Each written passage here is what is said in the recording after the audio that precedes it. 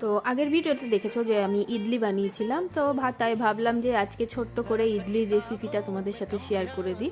তো ফার্স্টেই আমি টমেটো, রসুন আর পেঁয়াজগুলোকে বনিয়ে নিয়েছিলাম, তার কারণ এটা দিয়ে আমি একটা চাটনি বানাবো। তো ইডলি খেতে কম বেশি সবার ভালো লাগে, আর আমার মনে হয় এখন ইডলি সবাই বানাতে পারে।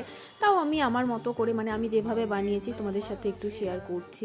তো কড়াইয়ে দেখো ফার্স্টেই সাদা তেল দিয়ে দিলাম, তার উপর ছোলার ডাল, কলাইয়ের ডাল একটু ফোড়ন হিসেবে দিয়ে দিলাম, তারপর রসুনগুলো দিয়ে একটু ভেজে নিলাম, তারপর রসুন তারপর একটু ভাজা ভাজা হয়ে গেলে তার মধ্যে দিয়ে দিয়েছিলাম পেঁয়াজ।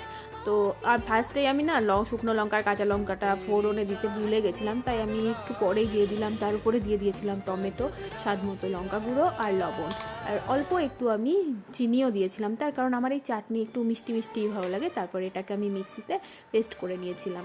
তো এই যে ইডলির ব্যাটারটাও আমি রেডি করে নিয়েছি। ইডলির ব্যাটারটা আমি আগের দিন সকালে ভিজিয়েছিলাম, তারপর 4-5 ঘন্টা ভিজিয়ে তারপর সেটাকে পেস্ট করে ঢাকা দিয়ে রেখে দিয়েছিলাম 12 ঘন্টা মতো। বাট যেহেতু শীতকাল, আমার মনে হয় 12 ঘন্টার থেকে আরেকটু রাখাই বেশি ভালো, তাতে বেশি ভালো ফুলে ওঠে জিনিসটা, আর কি বেশি ভালো হয়। তো তারপরে সেগুলোকে আমি, যেহেতু খুব একটা বেশি ফোলেনি, তাই আমি মানে তার মধ্যে একটু বেকিং পাউডার অ্যাড করে ইডলিগুলোকে বানিয়ে নিয়েছিলাম। তারপর আর একটা বাদামের চাটনিও বানিয়েছিলাম। তারপর এক কড়াইটার মধ্যে সাদা তেল দিয়ে তার মধ্যে সর্ষে, কারি পাতা, শুকনো লঙ্কা আর হিং ফোড়ন দিয়ে চাটনি দুটোর মধ্যে একটু ছুঁক দিয়ে দিয়েছিলাম। তো রেডি আজকের ব্রেকফাস্ট, ইডলি আর সাথে বাদামের চাটনি আর টমেটোর চাটনি। তো দেখা হচ্ছে তোমাদের সাথে নেক্সট ভিডিওতে। টাটা।